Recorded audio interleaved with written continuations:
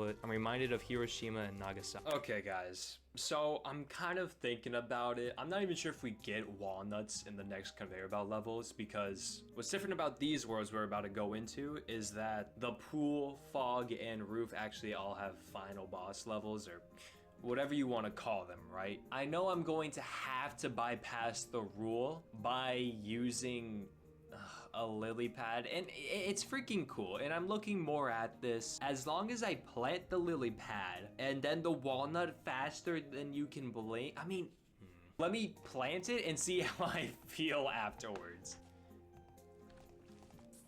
Like, that's all it is, you know? I'm gonna allow it. I'm gonna allow it because I know I'm going to need to later. Also, I'm not even sure if these guys can kill them on the hardest difficulty. Oh, wow, nice. They're actually quite good. Fortunately, I can't use them.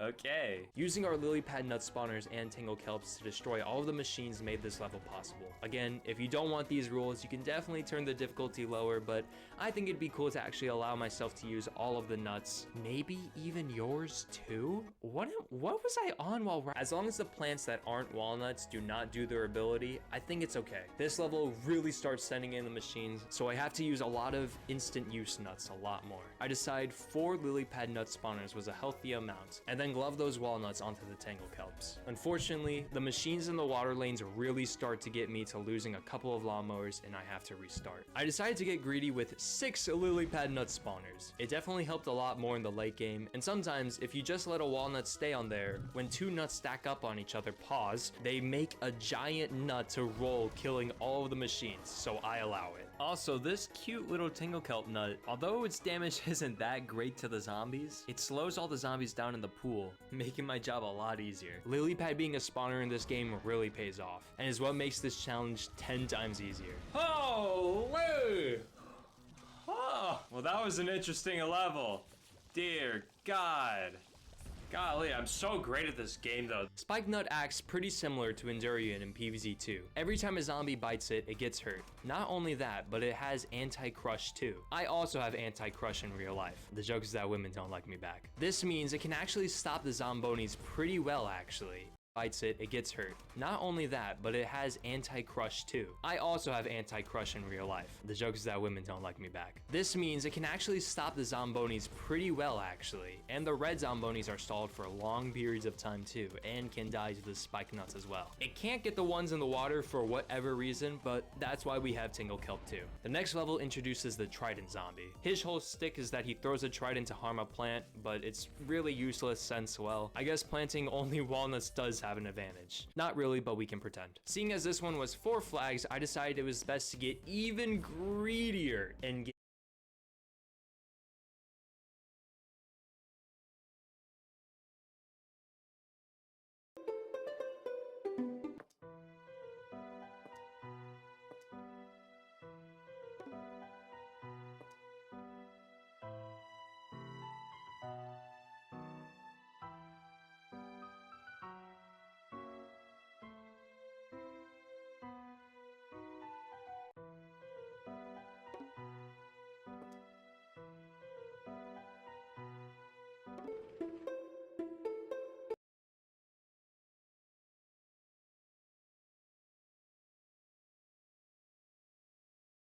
get 8 lily pad spawners. I decided it was important to have something to weaken some zombies in the back, and since there were too many machines for me to justify Hypnonut again, I put 3 Nut in the back. It pains me seeing that I'm using him completely wrong, but it was really only one option. I had a few. To my surprise though, it worked pretty decent. As long as I made sure I had a Spike Nut blocking the zombonis and Tangle Kelp, it was fine, and the occasional Doom Nut here and there of course. The way I'm describing this level may seem like it's easy, but this level took me a whole 20 minutes to complete. You have to be really intricate with your nuts, guys.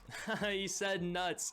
I know. I'm not proud of the subtle jokes I'm making about nuts and men's genitalia too, guys, but I'd feel like a fool to not include them into a YouTube video, you know? You guys aren't mad at me, right? The setup was holding pretty sturdy until we got to the end, but when we got to the final actual wave... Oh, what the hell? Oh, I forgot they have that guy in the freaking, yeah, nice not showing him on screen. Oh dear God. Yeah, so there's one more challenge on top of all of these rules I'm facing, and it's that when you activate the hardest mode in PvZ Fusion, the game does something a little funny to the last 3 levels of the next 3 worlds. And that's send in this monstrous armored Gargantuar. He has an unholy amount of health, spawns imps when it crushes a plant, and just my luck, all of my plants are nuts, so their defense stat is completely useless. Luckily, he dies to lawnmowers though. We unlock Torch Nut, where if you shoot 40 Ps, it actually spawns in a torchified nut. Unfortunately, we don't have any actual P projectiles, and Peanut somehow doesn't count. But the nuts that Torchwood spawns in just act as regular walnuts, and it probably wouldn't be too good. Using everything I learned from this world, I was able to lock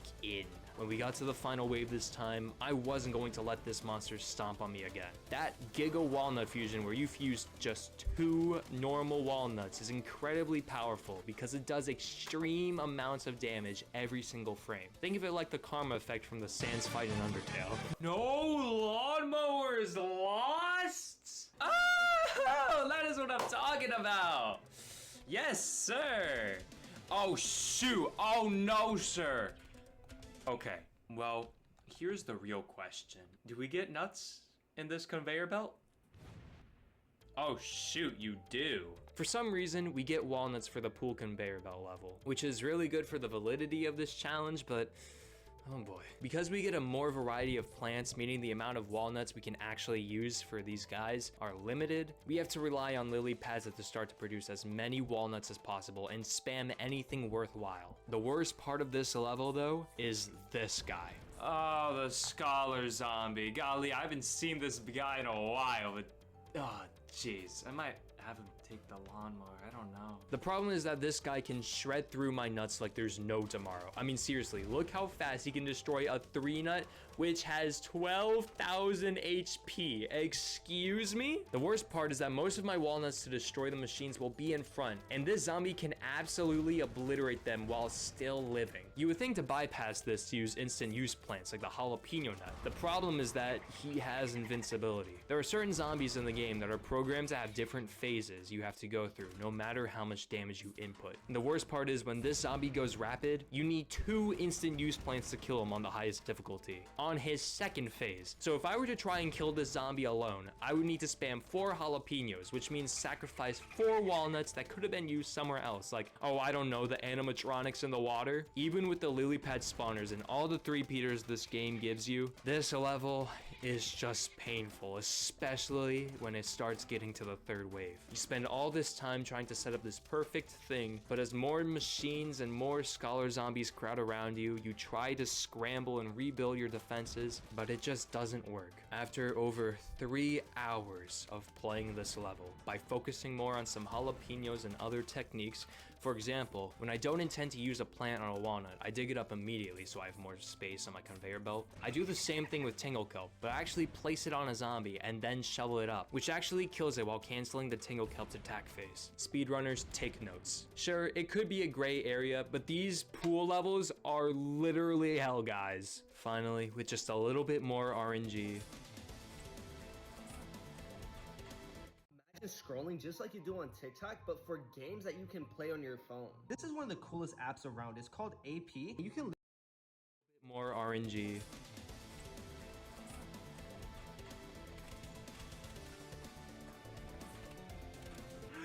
Come on, man! Oh my gosh. Oh, that level. Why am I playing this on the hardest difficulty, bro? Holy shoot. We finally move on to the next world, which I would be excited for because I don't have to deal with machines and invincible zombies. But now that it's nighttime again, that means the sun production we get is really bad. The next plant we unlock though is Sea Shroom, and his walnut fusion is pretty interesting actually. Actually, a lot of these walnut fusions are pretty interesting. This fan game is very cool. Basically, it expands over a bit of time and then becomes a bowling nut, hurling itself over all of the zombies in the water lane. If you can time it right, this guy can actually be pretty good, especially for being quite cheap. And you get your sun back. But anyways, Doomshroom is still better, so yeah. It's a cute nut to keep in mind though. The next plant we get to use is a Luminut. I know most people would think his design is really cute, but honestly, it pisses me off for some reason. Anyways, he basically acts as a lantern, lighting up an area, and he can heal himself for a bit, while also being a defensive plant. This sounds actually really cool, and it would make the fog levels quite enjoyable, except for the fact... Unfortunately, our plants are way too weak to kill the Jack-in-the-Boxes, and even though they have a high defense, Jack-in-the-Box renders them completely useless. I hate the zombies so much. Anyways, we can somewhat ignore the Jack-in-the-Box exploding plants randomly by putting the plants all the way in the back, using Doomnut where I can and freeze zombies when possible. This technique seems to help with the Jack-in-the-Boxes, so sure, whatever. Seriously, this guy has never been a problem for me until I started doing these challenge videos. The next level introduced us solely to the balloon zombie, which would make me cry if it wasn't for the fact we just unlocked the cactus nut. This nut acts just like the spike nut we used in the last world, but instead of popping tires, it pops balloons. I'll be sure to bring him around carnivals. Anyways, because it's difficulty 5, we have no room to breathe, but as they immediately send the first couple of balloon zombies out, I am prepared. Oh, that's actually extremely lucky. Oh, shoot. Ew! What is that? No, sir. Oh, I can start moving the nut around, I guess. Oh, that's disgusting, man. I'm not able to get all my cactus nuts in time because of my ass sun producer. Ew! What is that? No, sir. Oh, I can start moving the nut around, I guess. Oh, that's disgusting, man. I'm not able to get all my cactus nuts in time because of my ass sun producers, but I am able to keep scraping for Doomshrooms to win. The next level holds the same zombies except now Screen Door, which is actually perfect for the cactus nuts and exploding nuts and actually all the walnuts. A hovering nut that shields his tile from damage. Oh, so it literally just acts as a walnut over the plant, but that's... Well, we also get a new tool to help us, which is just as great as the glove for this challenge, the mallet. This mallet can kill any zombie except that armored gargantuar we saw. On the next level, we're introduced to a machine that can... Well, we also get a new tool to help us, which is just as great as the glove for this challenge, the mallet. This mallet can kill any zombie except that armored gargantuar we saw. On the next level, we're introduced to a machine that can fly. Because Cactus Nut only targets balloons and not killer zeppelins that drop nukes onto the field, the only way I can handle these guys are through explosions, and a lot of them, because just like Bucketheads, they don't die in just one explosion. This time, it didn't matter how fast my walnuts cool down, it was a matter of my instant use plants. But by actually using Ice Shroom as well on some of the walnuts, it stalled even the flying guys, giving me some time to explode everything I need to. Diggers, Jack-in-the-Boxes, and balloons. Some of the most annoying, gimmicky zombies in Plants vs. Zombies. But by implementing cactus nuts, and I think you know the rest by this point. The zombies that come backwards on my nuts were... Jeez, man. Why stupid. The zombies that come backwards on my...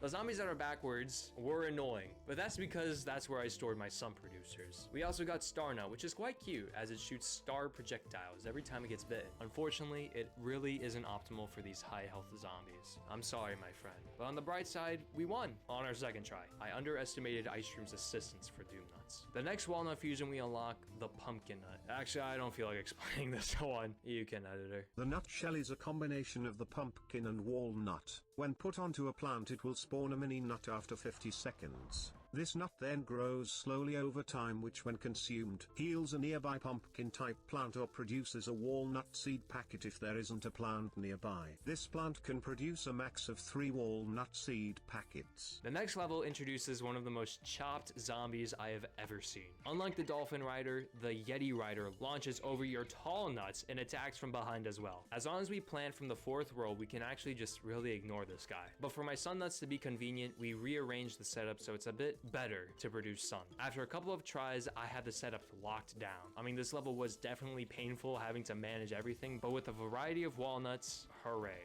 It may seem like I'm breezing through these levels, but I can't stress enough how much you have to micromanage everything and time it. Even though we're unlocking a lot more walnuts to use, it may sound like the challenge gets easier, but all of these gimmicky zombies make me want to die. The next walnut we unlock is Magnet Nut, which unfortunately only works on straight shooting projectiles. So Peanut is unfortunately irrelevant to me again. I really wish the Magnet Nut would work just like Magnetshroom. I mean, its ability seems cool, but that means I'm not able to take the Jack in the Boxes to prevent my setup from exploding. This Fog Road has to be the most annoying challenge by far, with the Jack in the Boxes and these new freaky clowns whose whole purpose is that when they die, they explode and turn into another Jack in the Box. My only hope for these guys to not blow up all my walnuts was to use Hypno Nut actually. My plan was to spawn hypnotized zombies to stall these guys as much as possible, so that when they do blow up, it will be out of reach for my walnuts. This level was just a matter of how far I can push back the explosions, and I was doing a pretty good job, but with more and more coming through the waves, let's just say this level was messy.